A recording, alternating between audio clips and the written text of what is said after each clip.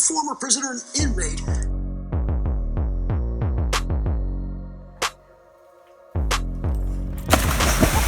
You did it. What are you doing, Guns? You bit the hell out of me. Wanna see you with your hands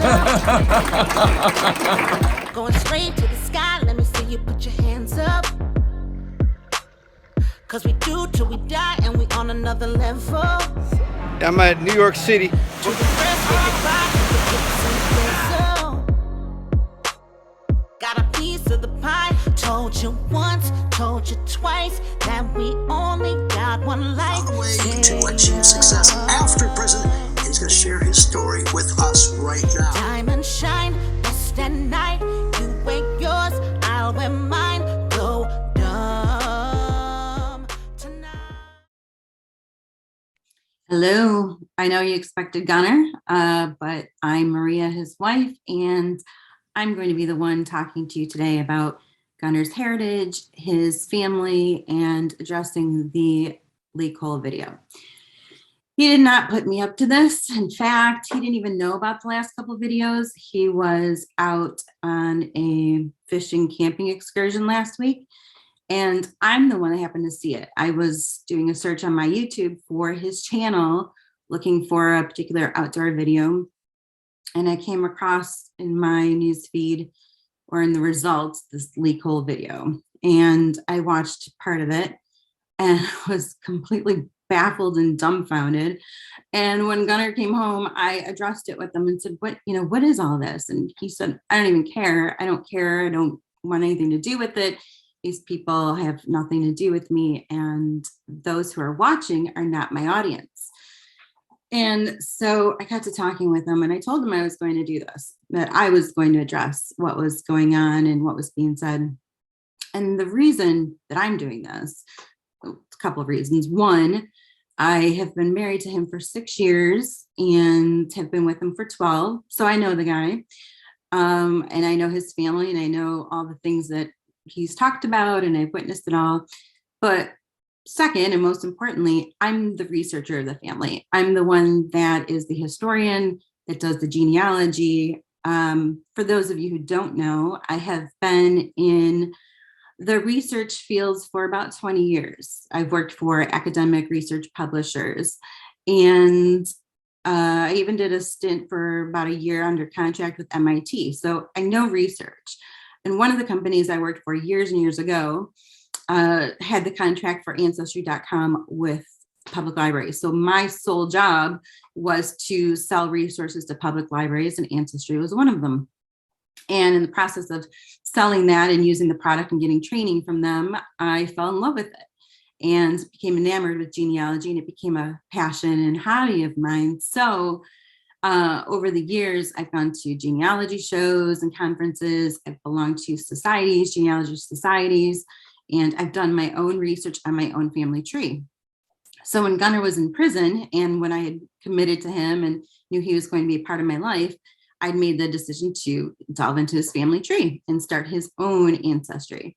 And at the time, my interests were more on his dad's side of the family, because I thought it was more interesting. He had some Scottish connections, and he was related to Robert the Bruce and probably William Wallace, although William Wallace didn't officially have kids or documented kids, but he has got a bunch of Wallaces in his family tree. And also he has some really cool English ancestors. So I wasn't really all that thrilled about researching the Italian side or the Sicilian side. And I just didn't really find that fascinating. I don't really care about the mob stuff. But then once I finished his dad's side, I started on his mom's. And about a year or two ago, maybe 3 now, I started his own account with his own family tree, because I wanted to do the DNA testing and get that done for him. But it was too cumbersome to maintain 2 family trees. So I just kind of let that one go, and then worked on his family tree from my account. So if any of you are looking at Ancestry in his family tree, that one is defunct. It's not been kept up. It's not accurate. So I'll be giving you the link here in a little bit at the end of the video for my family tree. You're more than welcome to go and take a look at it because all of Gunner's information is there. So for those of you who are interested and care about evidence and facts and the real research, I've got that information coming up here shortly. It's very interesting. But before I dive into that, I just want to say, I had no words for what I saw in those videos on Lee Cole's channel. I think first and foremost, I cannot comprehend any situation where I would want to spend my precious time and energy talking about somebody else. I don't understand the reasoning behind, well, first of all, not having anything better to do or to talk about on your channel than for hours discussing someone else and their family and what they've said. I feel like there's so many more productive things that a person could be doing.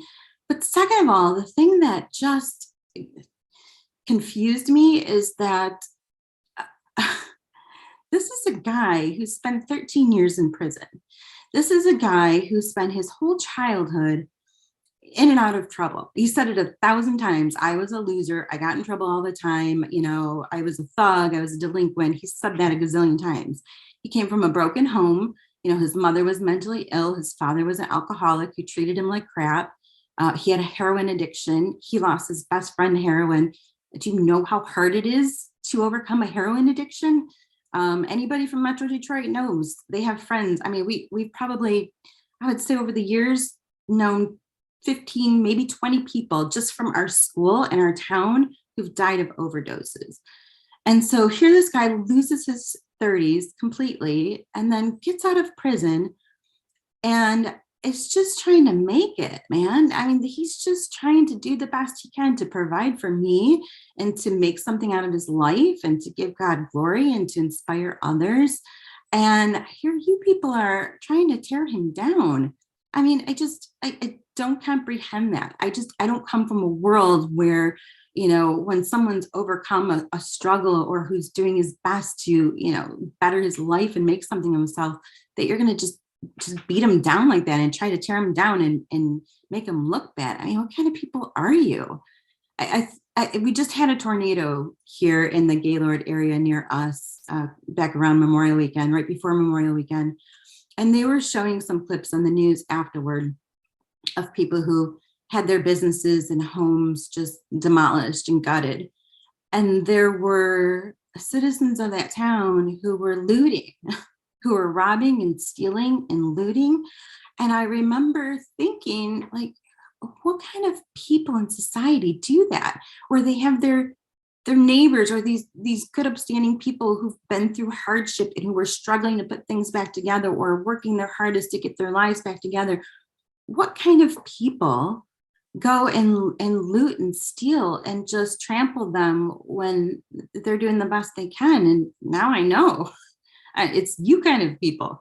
I just don't get that. I've always come from a world where you support people, where you inspire people, right? Where you try to impact humanity positively. And Lee Cole, I don't know if you have kids, but I mean, is that the kind of message that you want to send to them, that, hey, the best thing you can do in life to get ahead is to trample down other people and tear other people down? I don't understand that. And maybe you don't have kids, but if you, whether you do or don't, or have a family or not, I just feel like there are a gazillion other ways to spend your time and to be a productive member of society. I mean, you know, go volunteer somewhere, go volunteer at an animal shelter, go ask your senior neighbors if they need their lawn cut, or, you know, donate some time to kids, a big brother, big sister, or start a business or learn a trade or learn how to invest, or I don't know, take some classes, do something that's inspiring and that gives purpose to your life, you know, that makes people look at you like you're someone of integrity. But to watch the video of you more than one video, just attacking Gunner, it's absurd to me. This is a good guy who's trying his hardest just to get back those years he lost and to provide for me and to make something of himself and to use his God-given talent. I mean, shame on anybody who thinks that's worthy of tearing down. I mean, one thing Gunnar has that you will never take away from him or that you can never trample down is his love of God and Jesus and his faith. And that will always bring him happiness and joy and blessing. I mean, he lives a really good life. We have a great life. We play a lot. We both work from home. We get to go camping whenever we want. We have 20 acres and a beautiful homestead, and he gets to hunt and fish and write and do all the things that he missed out on in his late 20s and probably really his whole 20s and 30s because he was in and out of the law before he went to prison. And I love the guy. I adore the guy, and everything he does from the heart, and he is loyal to a fault.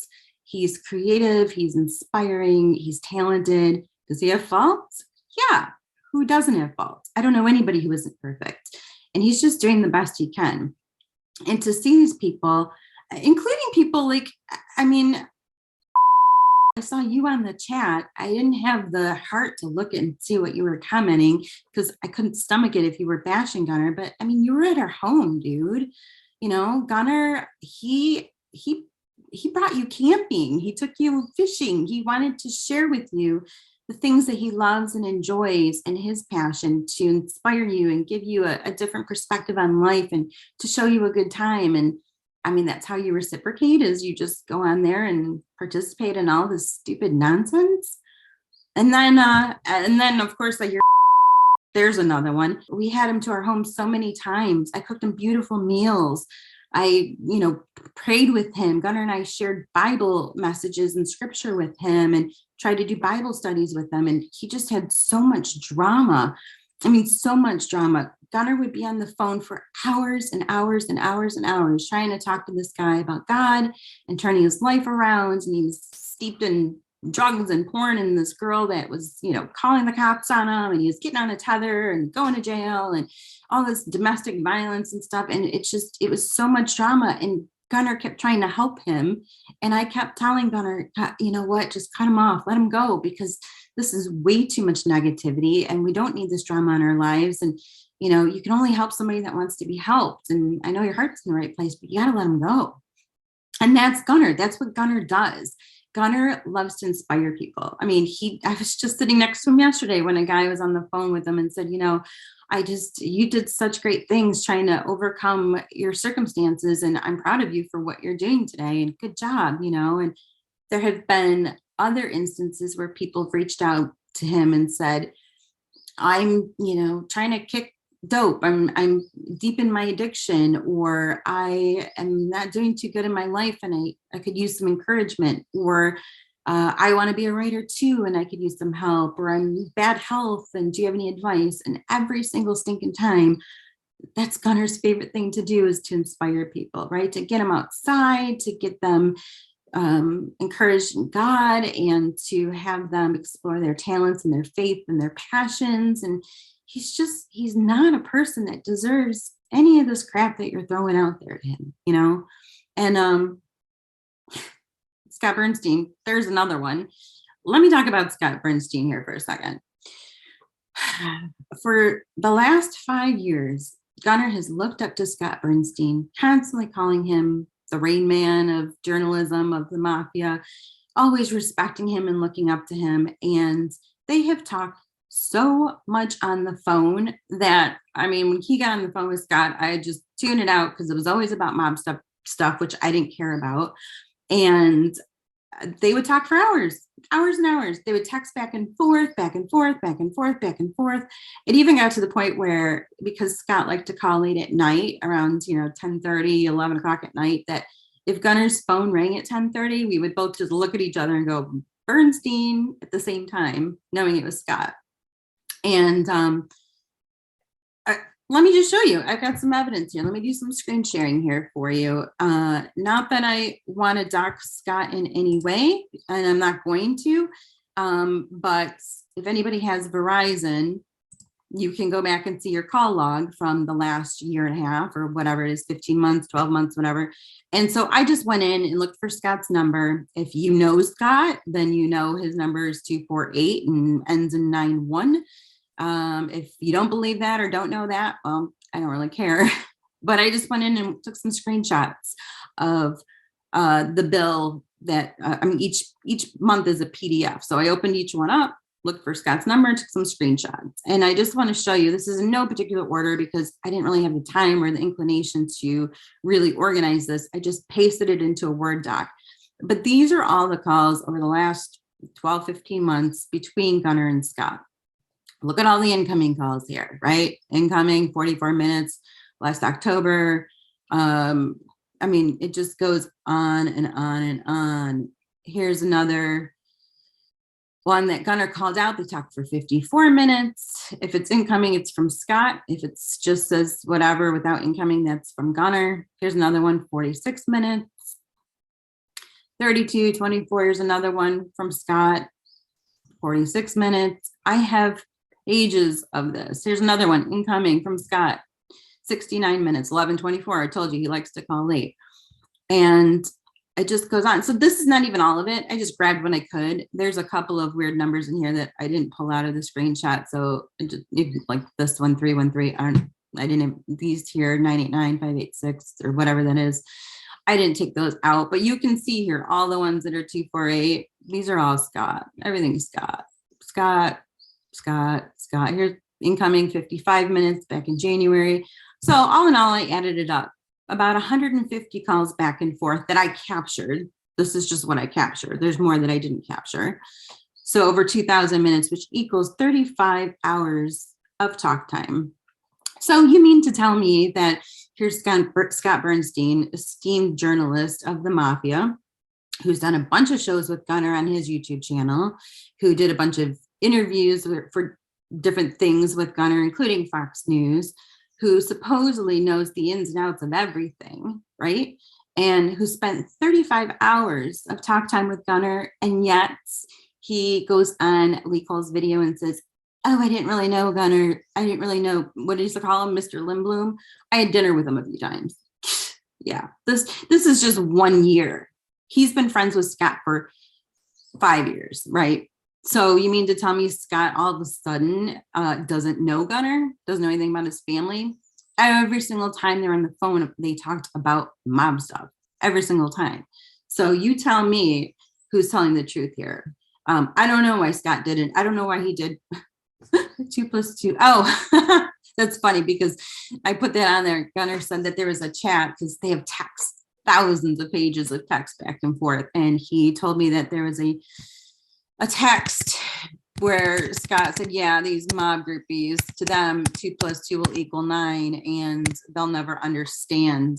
I was going to take a screenshot of that. I still might and put it in this video. Well, actually, I am going to put these in here, and I'll read them for anybody who prefers to listen to YouTube videos versus watching them. That's what I do. I always have my earbuds in, and I listen versus watching. So allow me to read these series of texts. Again, Scott and Gunnar have gone back and forth 1,000 times. They're pages and pages and pages going back 5 years, just a plethora of texts back and forth. But I pulled out some of the nuggets. This was me pulling this out with Gunnar's permission to showcase the kind of conversations that Scott and Gunnar had over the years. So this first one, Scott says, it's the same shit as you. In mob, he meant to say mob, not mon, in mob tube land. To them, 2 + 2 = 9. Gunnar says something here, talks about Tony Z, whatever, and then he says, and yup, 2 + 2 = 9 to those goofy mother effers. And then he says, Gunnar says, I can't read what that says, effing everyone for their own profit. And Scott replies, it's a fucking viper pit. Every part of the entertainment industry, including the lit world, just everyone trying to get over on you from all sides 24/7. Gunnar replies, I know, man, especially the lit world. That's why I'm generating revenue streams outside the vipers. I'll let them come to me. Honestly, he put good hood life. He meant to say good life. It's funny. I have a good life now. If I never get past this, I'm fine. Doesn't mean I stop trying. Then Scott says, bro, get on the chat forums and see how they take me apart. nitpicking my writing and my integrity. It is what it is. Guys from their basement in Idaho telling me I don't know what I'm talking about. Gunner says, yup, I know, weirdos, they obsess. Exactly. Some nerd in mommy's basement in Hoboken telling me about my own life and family in Detroit. Effing morons. I'm glad you get it, man. And then Gunner says, F him, he's a mental case. Mad at anyone with talent and a story because he has none. They all are, the mob groupies. And Scott agrees and says, yes. Then he continues on. Scott says, people who have no clue. Gunner replies, I love you, man. No clue, none. Scott says, telling us we don't know our own city, LOL. Gunner replies, too many movies and YouTube videos. Never did research like you. Never did crime like me. Just dweebs. And Scott agrees and says, never been to Detroit. And Gunner says, exactly. Scott says, don't know anyone from Detroit, but they are the experts. This is a different chat. Gunner says to Scott, I'm not really worried. Big, honestly, I think he meant to say but honestly, I do feel a little guilt about putting a light on them. You're a journalist. I was once with them. I'm blood, so I do feel guilt. Scott says, you shouldn't. You aren't putting anyone in prison or getting anyone arrested. Gunner said, they just told me 7,500 downloads in 2 hours already. I think this is about the Vlad video. Scott says, it's all shit where statute of limitations have expired. And Gunner says, yup, I know. And most enlightening is this last text between Gunner and Scott here, where Scott says, seriously, bro, tell Maria if any Detroit mob storyteller was ever going to get hurt, it would have been me. Nobody gives a shit about you telling stories. Mostly about nobodies outside of Tony Jack and Blackjack, and they're both dead. And Gunner says, exactly. So there you have it, folks. Scott admitting nobody gives a crap about what he's saying or telling. Scott knew that Gunner was telling these stories for entertainment. It's an entertainment channel. It's literally listed on YouTube as an entertainment channel. Gunner has told, I don't know, over 350 different stories about his life. And a lot of those are just things that he did on his own trouble and crimes, his own hustles, as a teenager, going to Vegas, going to spring break, getting in fights with his friends, his buddies that were in his crew. I mean, very few of them, a handful, 20, maybe 25 of those 350 stories have actual connections where he said, I did something for this guy. So you mean to tell me out of 350 stories, it's not plausible with the information I'm about to show you that he didn't do things for these guys? It's absurd. It's absolutely ridiculous. And let me just reassure you, Gunner does not care. He doesn't care what you think. He does not care. He doesn't give a crap what anybody out there thinks, because he doesn't need to justify his own life, especially to people who never knew him, who don't know him currently, who's never been around him, who's never been around his family, who don't even live in Detroit, who just happen to be a groupie and follow on these YouTube channels. And again, to just see all you little old ladies clucking, gossiping about everybody else and trying to infer your own perspectives on somebody else's life. Oh my gosh, it's the lowest form of low. And for anybody to watch that and to participate in that, oh my gosh, what a waste of time. And it just, I don't know, what a soulless thing to do. And I'm not surprised, given today's society. I'm not surprised. But Gunner doesn't need to justify anything to anybody, especially Scott Bernstein, who I'm clearly showing here was a good friend to Gunner, agreed with everything that he said, doesn't like the mob groupies himself, and who corroborates and verifies everything that Gunner has said about his family. It's all here. It's all here as proof. And so I'm looking at this stupid comment from this guy on one of Lee Cole's videos, Mobster Chronicles, whoever you are, referring to Gunner. He doesn't know anyone or anything to rat on or about. He had zero connection to the people here in Detroit. Zero. out a lie. He doesn't know what he's talking about. Doesn't know anything about what he's talking about. I've heard these stories long before Gunnar had a YouTube channel. I've done the research on his family. The Holy Family Church book shows clearly that Gunnar has a ton of connections to his family, to them. I'm going to show you all of that. All of the evidence, every bit of information that you need to make your own inference and your own judgment is going to be in the remainder of this video. It's up to you to decide for yourself whether you're going to play along with this weird little, gossipy accusations, or if you're going to keep an open mind and say, you know what, totally plausible that Gunnar, who was this criminal, whose family is connected, which I'm going to show you, did a few things for mob guys. Totally plausible, right? And if you don't think that, and if you're still going to hold to your doctrine that, Gunnar's a liar and a fraud or whatever, nobody cares. Nobody cares. There's a lot of people out there that think Biden's still a good president and that Trump was a jerk and that Trump was evil and that things are going well right now. Hey, go ahead. Be part of that camp that's in total denial, because there are actually a few good people out there. Thank you, Sandy Garbin and a couple of others that know Gunnar and have talked to Gunnar and have spent some time with Gunnar and who understand that he's a good man with a good heart, who's doing his best, trying his hardest, and is in the entertainment industry. And that the focus of his channel was to entertain and to build a brand. And that, yeah, he's got connections, but never claimed that he was a mob guy. Never claimed his grandpa was a mob guy, okay? Oh, and for the record, I saw comments out there on some of these videos about how Gunnar's not going to show his face at the Italian festival, and he's not going to go to the Italian festival. He doesn't have the balls to go to the Italian festival. You people are so stupid. He's said 100 times, I'm not doing the Italian festival anymore because I don't need the money. I only did it at first to sell books and sell merch, and we really needed the money, and now we don't. And I did the Italian festival with him both times we were there, and it's hot. It's super hot. It's like 90 some degrees. You're standing out there for 2 or 3 days straight. You have to pack everything up. It is grueling. It's not worth it. And back in the early days when he first came home from prison and first published his books, we needed the money. We don't need the money anymore.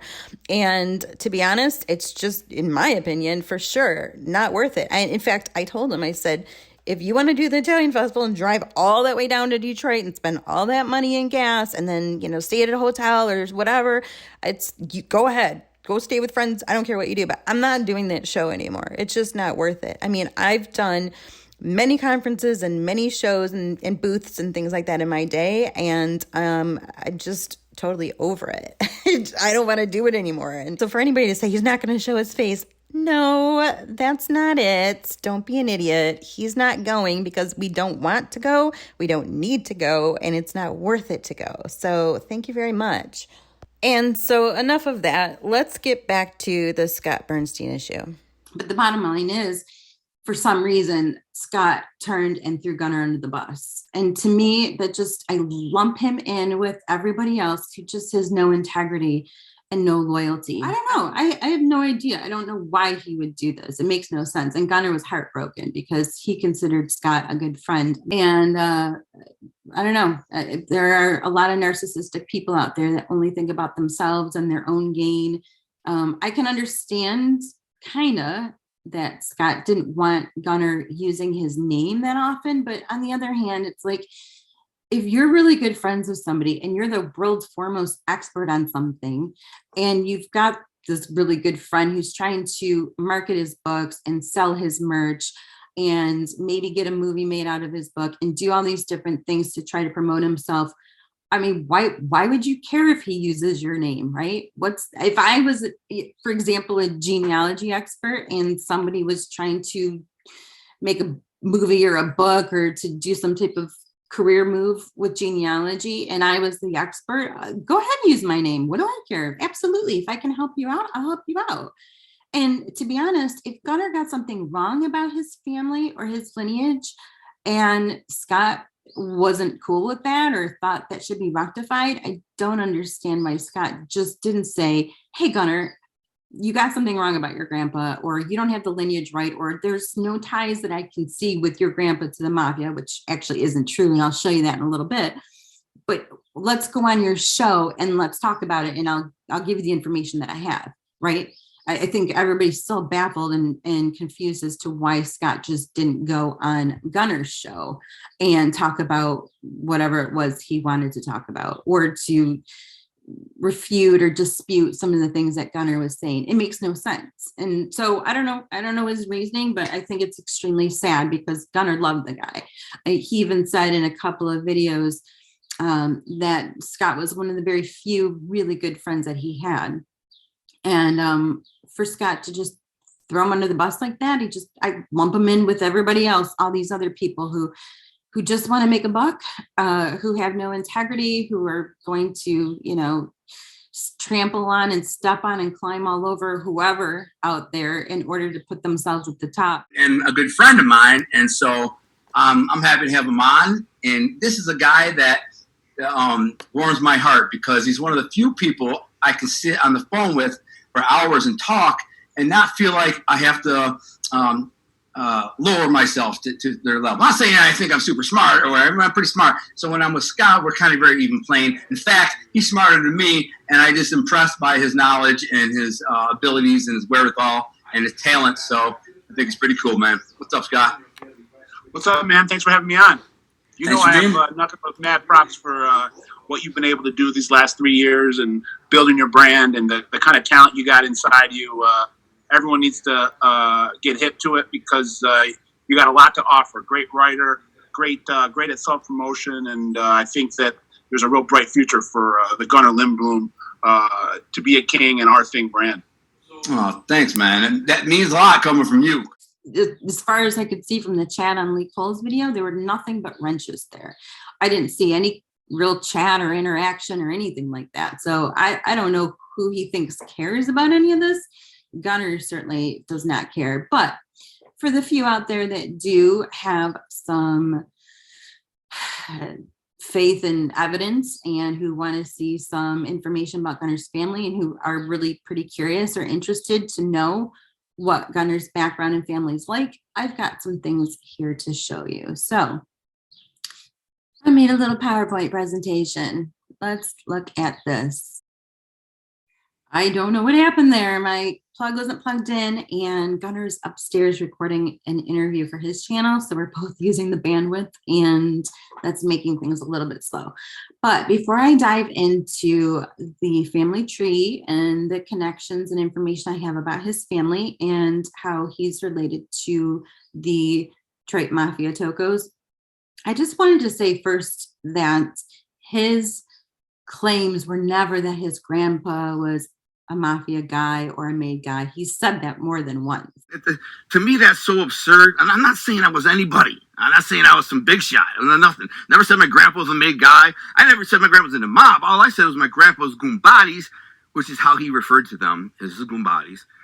I later asked when I was like 15, Grandma, what does goombadi mean? She said it means best man. I'm like, like at the wedding? She says, yeah. I'm like, why did you call them all the goombadis? She's like, eh.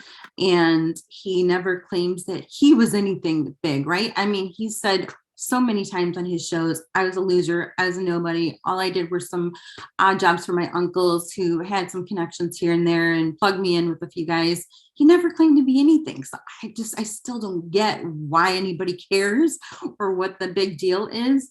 But I will say that if you are not from a Mediterranean background, you don't understand the way it works with family. I can say this because I'm Lebanese. I'm half Lebanese. My father is born and raised in Lebanon, in Beirut.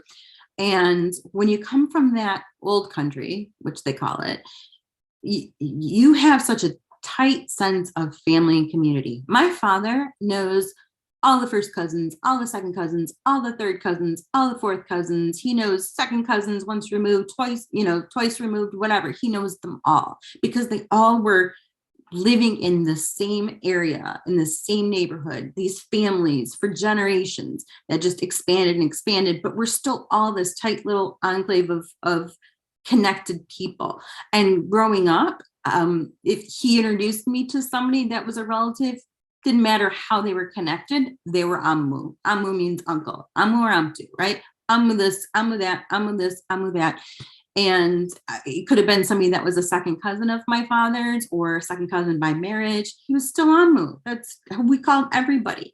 And you don't, in the Mediterranean culture, call adults, when you're a child or a teenager, you don't call a respected adult or a respected older man or woman by their first name. You just don't. It's always uncle or aunt, right? Even if they're a cousin, even if they're like a, great aunt by marriage or great uncle by this or whatever, you call them uncle and aunt. So for Gunnar to come out and say, when I was younger, my grandpa introduced this person as uncle so-and-so, uncle so-and-so, or if he asked, how am I related? How are you related? And his grandpa answers, oh, they were cousins. He's a cousin of mine. He's your uncle. As a kid, you never questioned that. I never questioned it. I just knew they were related somehow, especially with the same last name. You knew they were related. And so somebody, I don't know, Lee Cole, I'm guessing you're probably not Mediterranean, Italian, or Sicilian or anything like that.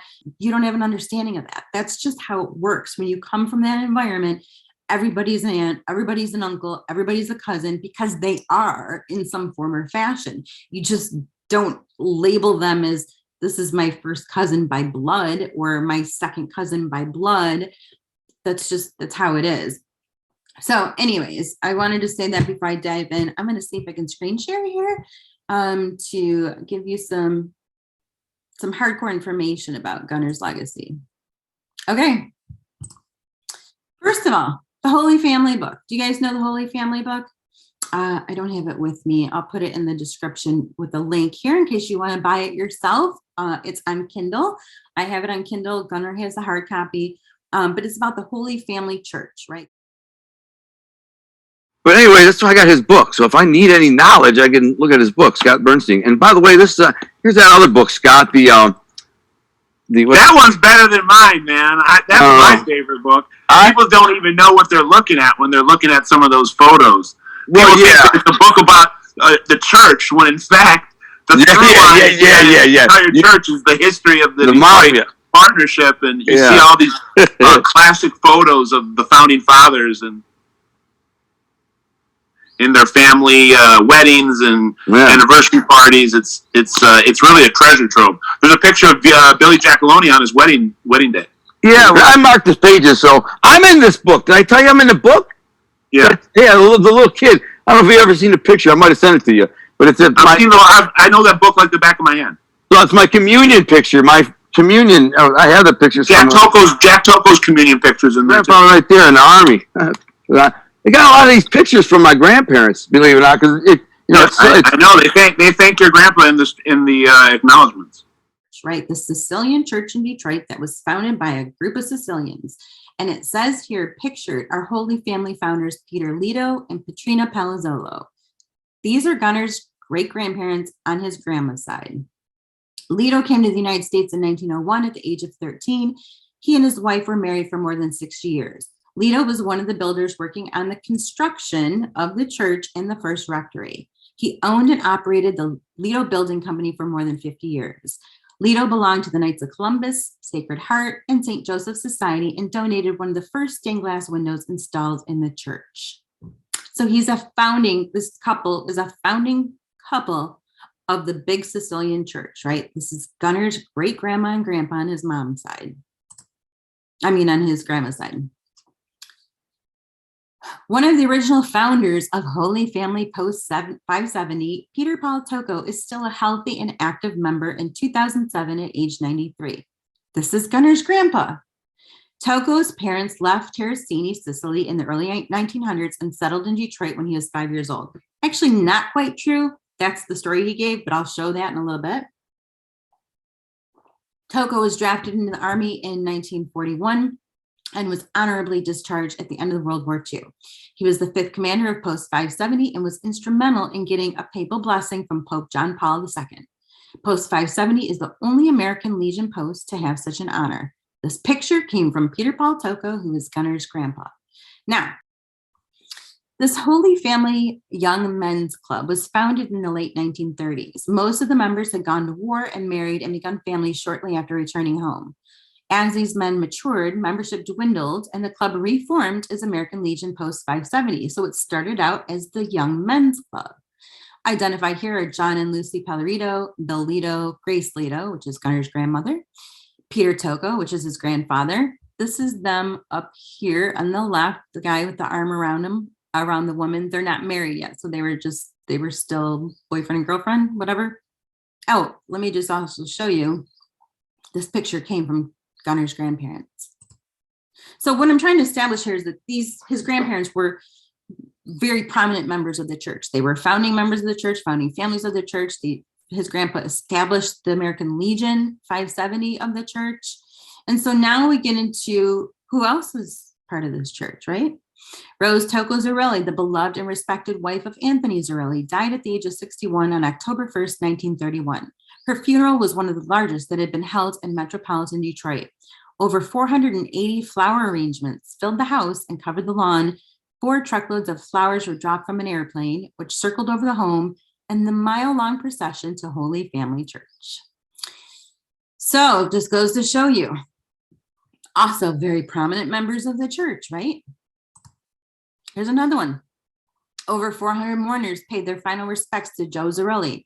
Zarelli died October 30th, 1977 in Bon Secours Hospital, which is the same hospital Gunner and I were both born at the age of 79 after being ill for several months. He was laid in state at Bagnasco's funeral home in the Rolls-Royce caskets, which was copper, with his head upon a gray pleated velvet pillow, while sprays of long stem roses decorated the back and lower portion of the casket. So yada, yada, yada. 400 mourners, you get the idea, okay? Joe Zarelli, everybody knows who he was. He was part of the church, and he had a big funeral at the church as well.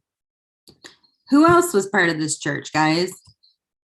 Oh, Vito Bill Tocco was part of the first generation of men that supported and protected the parish of Holy Family. Isn't that Wild Bill Tocco? That's Gunner's ancestor. I'll show you that in a second. He died on May 28, 1972 at the age of 74 of heart failure at Bon Secours Hospital. His body laid in state at Bagnasco Funeral Home in Harper in a beautiful mahogany casket. Mourners came to Holy Family to pay their last respects, but had to quickly rush into the church as photographers snapped pictures of the luxury cars that were parked around the streets of the church. Okay, guys. So let me just paint this little picture for you here. Again, I'm just going to use my father and family as an example. If my father and his parents were founding members of a church, and there were a bunch of people that belonged to the church and lived in the area with the same last name, you mean to tell me that Gunner was totally lying when he said my grandpa's Gumbatis or whatever were these people? You can't see how that would even be possible. I don't understand what the issue is here. I'm not getting, but let me dive a little bit more. Maybe you're insisting that he has to be a first cousin or a direct uncle in order for Gunner's stories to have any validity whatsoever. That's pretty absurd if you ask me. I think it's pretty absurd if you ask anybody. Gunner never claimed that any of these people were directly and a part of his immediate family, but he is related to them. So hang on, let me show you. Peter Paul Tocco, Gunner's grandfather, kind of looks like him, doesn't it? And Grace Leto, his grandmother, now the second oldest known living couple of the parish, married in 1946. They had 5 children together, and after service, Peter provided produce to the Detroit Board of Education for over 25 years from his warehouse in the Eastern Market. That corroborates everything Gunner said about his grandpa.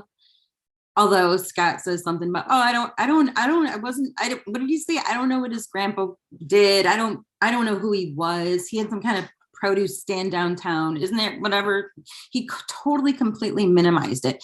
And Scott knows that Gunner's grandpa was a founding member of this church that spent 50 years alongside all these other mob guys and had the contract for over 25 years to provide produce to the Detroit Board of Education in Wayne County. So all of that is true. Gunner said that. This is all documented here in this book. And for those of you that don't believe that this guy is actually Gunner's grandpa, this is his obituary. Peter Paul, age 93, died on May 1st, 2009. Beloved husband of Grace, which is the woman in the previous photo of the wedding. That's Gunner's grandmother. Loving father of Patty, Sal, that's his Uncle Sal that he talked about. Mary Janet, Peter Paul, that's his Uncle Pete he talked about, and the late Grace Lindblom. Proud grandfather of Anne Marie, Alan Lindblom, Anthony Tocco, yada, yada, yada. Right?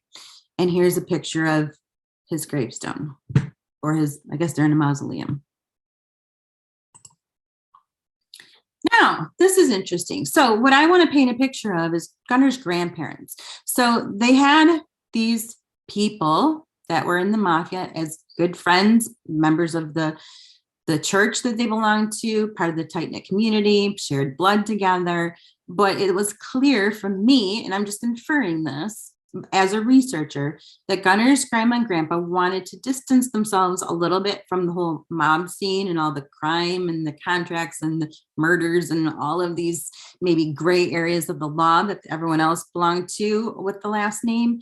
And instead, there are numerous instances of the historical Grosse Pointe News of them donating to charities, participating in different events, attending plays and musicals, and being sponsors of this charity event and that charity event. So they clearly prided themselves on being upstanding, upper class citizens of their community. And this is a great example. So here's the newspaper clipping about Gunner's parents from 1970 about their wedding. I'm going to read a little bit of this because it's super enlightening. St. Ambrose writes for Grace C. Tocco.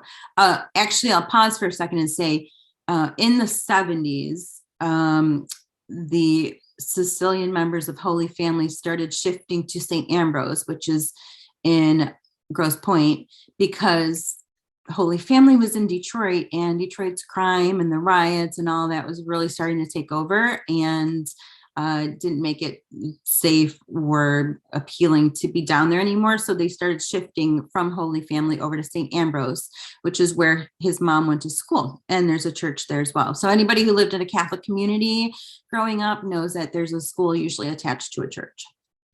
So St. Ambrose writes for Grace C. Tocco. Becomes bride of George Allen Lindblom Jr. at evening service day after Christmas. Pair to live in Royal Oak. Setting for the 5 o'clock wedding of Grace Carmela Tocco, daughter of Mr. and Mrs. Peter Paul Tocco of Lake Point Avenue, and George Allen Lindblom Jr., son of George Allen Lindblom of Farmington, was St. Ambrose Church.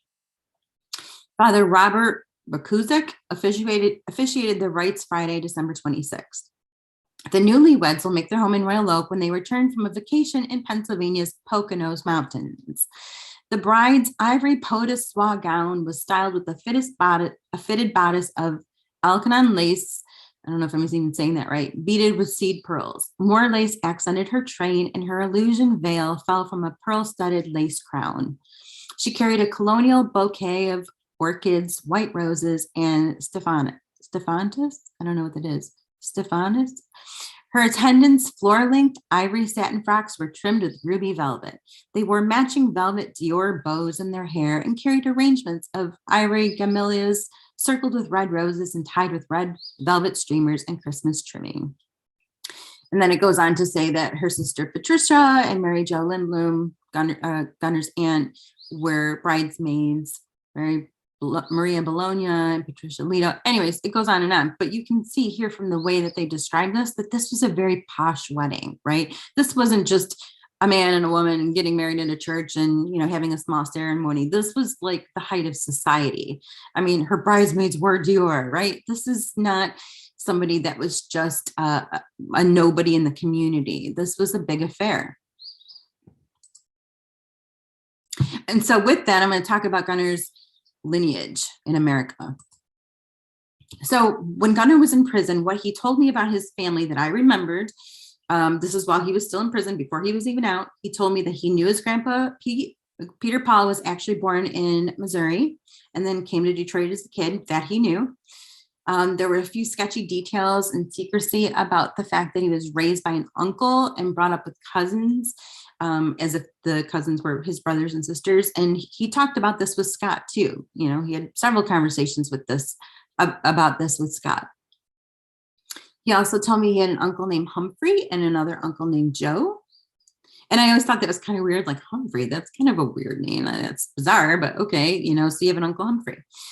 And then his Uncle Pete told him that the family gave his grandpa a bit of new identity, Pete's father. Okay, so this is Gunner's Uncle Pete telling Gunner that his father, who's Gunner's grandpa, Peter Paul Tocco, had a bit of a new identity and fudged some things with his age and documents to help him become a legal citizen and wards of the family in Michigan. Now, something along those lines. Like he told me that he's like, yeah, there was something about my grandpa fudging his age or fudging something about where he came from to help him become a citizen and be legally part of the family. I didn't know anything about it, but this is what I discovered along the way.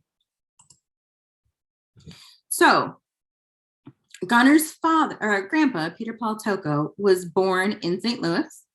This is the 1920 US Census that shows that he lived with Paul Tocco, Stella Tocco, Sam Tocco, and Angelina Tocco. What's interesting about this is that Paul and Stella were husband and wife. Sam was brother, so brother to Paul. And Peter and Angelina were niece and nephew. So it's clear from this that Sam was his brother, Peter and Angelina were niece and nephew, which means Peter and Angelina were Sam's kids, right? It doesn't look like here that Paul and Stella had kids, but they were all living in one household according to the census in 1920. And so I asked myself, I did some digging. Well, why was he living with his uncle and his aunt? So Peter Paul Tocco's mother was Grace. She was Grace Tocco, but I'll show you a little bit here about her. She's actually, is it Salufo? I don't even know how to pronounce these names, but that was her last name. She died of tuberculosis at the age of 21, leaving her husband Sam with 2 small children. So notice the address. They lived on 1125 North 7th Street when she died, which was 1 street over from Paul and Stella Tocco. So I don't know if you can see here. No, I cut that off. Sorry, I meant to capture the address. It was 1 street over. So here's Gunner's great grandma. This is Peter Paul Tocco's mother. She died of tuberculosis in 1890. She was born in 1897 and she died in 1918. So she was 21 years old. So that's what happened. Here's her grave. Grazia or Grace Tocco, born in 1897. She was born in Palermo, Tersini. She died in 1918 in Missouri. And then this is her grave. That's her picture there. So Grace Chalufo, I don't know how to pronounce that. Chalufo. So this is Sam Tocco and Grace Chalufo's marriage license, because I always, as a genealogist, like to double check and have backup evidence of what I'm seeing. So I dug and found around Sam Tocco's marriage license to Grace Chalufo, and that's in 1914. So she died in 1918. So they were only married for 4 years. They had 2 kids, Peter, Paul, and Angelina, and then she died in 1918. But this is their marriage license that proved they were married. So by the 1930 census, though, 10 years later, Paul Tocco had moved his wife Stella and the kids up to Detroit.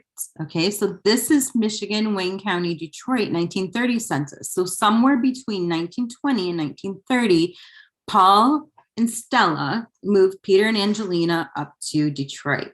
And they also had a son named Michael here, right? But what's interesting is that Paul and Stella list Peter and Angelina as son and daughter, whereas the previous one, he had them listed as as niece and nephew. What's also interesting is that the ages are wrong, right? So in 1920, Peter was almost 5 years old, which makes sense. He was born in September 1915. So almost 5 years old. So there he's almost 5. So how is it 10 years later, he's only 9? And his sister was 2 years younger, and she's only 7, but he should have been 15. She should have been about 13. That also corroborates the story that there was something funny that they did to his age or to, his documents to help him become legal. My guess is 15 years old, maybe there was a concern about draft. I don't know, maybe he wanted to make sure that they were legally able to have authority parenthood over them, the 2 of them, as they moved them to Michigan. I don't know. Whatever the case is, they fudged his age and her age there. So in 1940, the story comes back together. This is really interesting because Peter and Angelina are still here, but now he's back with his father, Sam. And Sam had remarried Carmela, which is where Gunner's mom gets her middle name, I'm sure, making that inference. So here he's about 25 years old, 24 years old. The ages are right now. So they fixed themselves. They gave the right ages. And now Peter and Angeline are living with his father, Sam, his real blood father, Sam, and his stepmom, Carmela. And he's got some step siblings here as well. Humphrey and Joe. There's the Humphrey and Joe Gunner talked about, and also Grace. And there's a Donald in there as well. Just wanted to show you, I found Sam Tocco's draft card. So again, this is Gunner's great grandpa by blood. This is Pete Tocco's father, the one who lost his wife and then remarried. Sam Tocco on Sherman in Detroit. He listed Joe Tocco as his person of contact, emergency contact, and employer. He's a fruit peddler. Well, that makes sense given that Gunner's grandpa owns a fruit market in Eastern Market. So this is Peter Paul Tocco's World War II draft card. So this is Gunner's grandpa. And he also, again, lists his addresses in Sherman. Sam Tocco, his father, is his father here, right? And here he was working at Great Lakes Steel Corp. That's kind of interesting in eCourse. So just a bunch of data, again, corroborates his date of birth there. All of this stuff is what we call primary source that helps provide the backup or the proof of some of these things that we're talking about in the family tree. And so as far as Carmela, this was interesting. I found her petition for naturalization.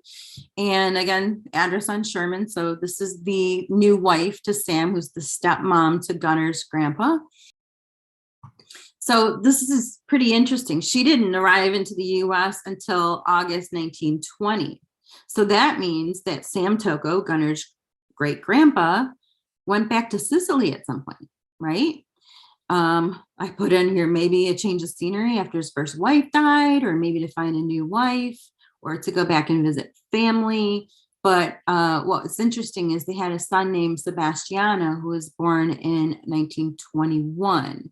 So he would have probably been already out of the house by the time the 1940 census was taken. I'm guessing because he wasn't listed. Maybe he was at work and they didn't want to put him down. Who knows? But it's just interesting here that, but she and Sam got married on April 18th, 1920, but she entered the United States on August 24th, 1920. So she got married to Gunner's great grandpa about a month before they came to the US. Very, very interesting. She came over on the SS Providence. And just a little bit of a final closure here to Sam and Carmela. Sam's obituary, November 29th, 1968, and Carmela's obituary, April 30th, 1965. So if anybody wants to read all this in detail, you can go back and look at the replay. So who were Gunner's great-great-grandparents? The mother and father is Sam and Paul Tocco. Sam and Paul were brothers. Gunner's grandpa went to go live with his Uncle Paul for a while Sam presumably obviously went to Sicily and got himself a new wife and came back, and then they all got together again. So who were Sam and Paul? Well, they were born to Pietro Tocco, born in 1864 in Terracini and died in Detroit in 1928. And Pietro was married to Angela Di Maria, born in June 8. Oh, that shows that 1872. Sorry, guys. 1872 in Terracini and died in Detroit in 1928 November as well. Only like a week apart from each other. That's kind of sad. And then they had children, Margarita Tocco, Onofrio called Louis Tocco, Francesco Tocco. It's kind of a long name. I don't know what that means. Paul Tocco and Sam Tocco. Their real names were Francesco Paolo and Salvatore. So Uncle Paul and then Sam, who was Gunner's great grandpa. So how is Gunner related to Bill Tocco, Wild Bill Tocco, or Blackjack Tocco? Is he related? Of course he's related. Of course. Anybody who didn't think they were, even Scott, who's like, oh, his grandpa wasn't from the same line. They were from different lines of Tocco. Dude, again, if you're not Mediterranean, you don't get it. They're all the same line. They just come from different branches. It's all the same tree, right? Here's Blackjack Bill Tocco, right? Okay. This is William Vito Tocco. So everybody knows who he is. Everybody who knows who he is. And this is his father, and this is Wild Bill Tocco's father. This is his grandfather, his great-grandfather, his great-great-grandfather, and then here's Pietro Tocco, Major. They have him listed as Major. I don't know if it's an army name or what. Born in 1697, died in 1760. That's the line for Blackjack Tocco, Wild Bill Tocco. That's the line, okay? Here's Gunner's grandfather, Peter Paul Tocco. His father was Sam, right? His great-grandfather was Pietro Tocco. I just showed you the picture there, the information. His father was Onofrio, if I'm pronouncing that right, Pietro Giuseppe, Francesco, and then look, Pietro Tocco Major. They both have the same, I don't know, fifth grandfather or whatever it is. They just come from different. This guy here had like 20 kids or 15 kids, a bunch of kids. And of course, they're like different branches, okay? So one of the branches is Gunner's grandfather. One of the branches is this Tocco line right here. No, they're not direct cousins, but again, is it coincidence? They all came from the same town, the same last name, the same family tree. Like I said, in those old country days, everybody lived in the same neighborhood and you knew that you were related. And then they all came and landed in Detroit and Grosse Pointe, right? And they all went to the same church and founded the same church and spent 40, 50 years in the same church, right? And so when Gunner says my grandpa's Gumbatis were these people, were the whatever, the Corrados and the Zarellis or Tocco, whatever, I don't even know. I don't care about any of this mob stuff. But when he says these guys knew my grandpa and talked to my grandpa on the phone and stopped by and they hung out together and they did things together, I'm not getting where you think there's any holes in this, right? I don't understand that. Gunner is clearly a Tocco in every sense of the word. In fact, I'm going to show you here. They make it clear that Sicilian genealogy and history is very documented, and it's pretty easy to trace lines to the 1500s. And when I started diving into Gunner's family tree, I was overwhelmed by the wealth of evidence and documentation, and it was very easy to trace his family tree. And what I discovered, and this is going to be a link that I'm going to put in the description. Again, this is under my account. You can view it. You can't edit it. But this is the correct family tree for Gunner. What I learned right away after working on it, and it's a work in progress, genealogy is never done, is that if Gunner was a horse on his mother's side, on his Sicilian side, he would not only be a thoroughbred, but he would have documentation that goes back centuries. This guy's, his pedigree is perfection. He has every single line, with the exception of one tiny little branch that goes to like Milan. Every single bit of it goes back to Palermo, Sicily, every bit of it. And anybody who has go in the link in the description, you can play around with this and you can just see how far back it goes. I mean, it's incredible. He has up to the 1500s, and that's just one branch. Each one of these goes back to the 1500s. It's incredible. All of these, every single, you click on any one of them. Look at this.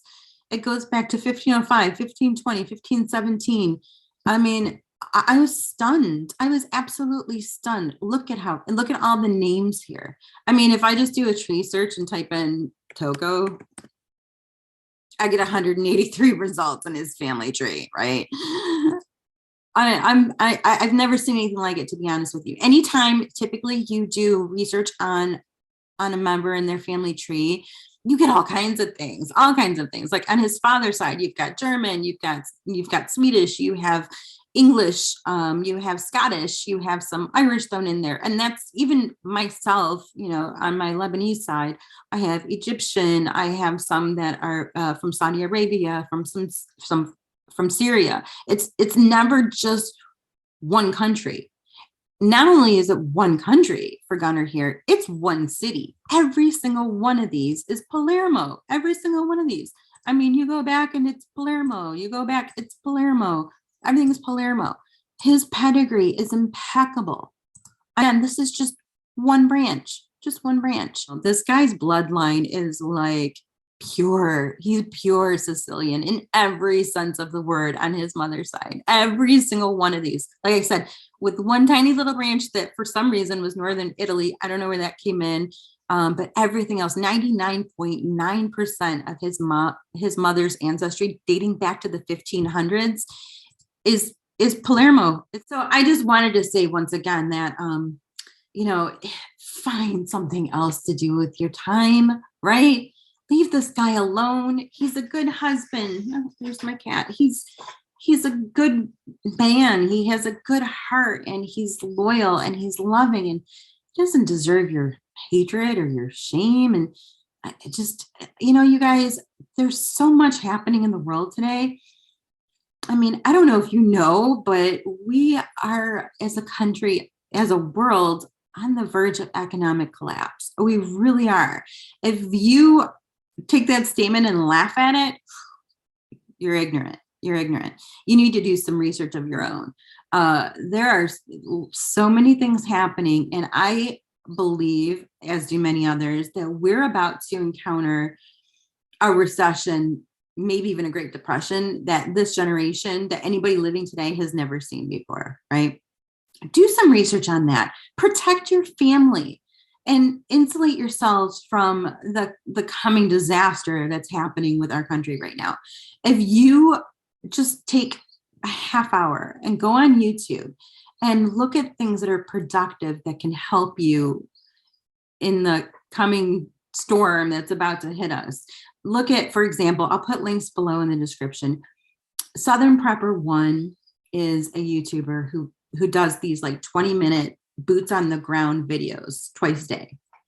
And he gets emails and he gets phone calls and texts from people all around the country who tell him about actual supply line shortages, inflation, things that are happening in the grocery stores, things that are happening in the workplace, things that are happening with, getting things from other countries. He runs through it really fast and talks about it. It's called Boots on the Ground. He does that twice a day.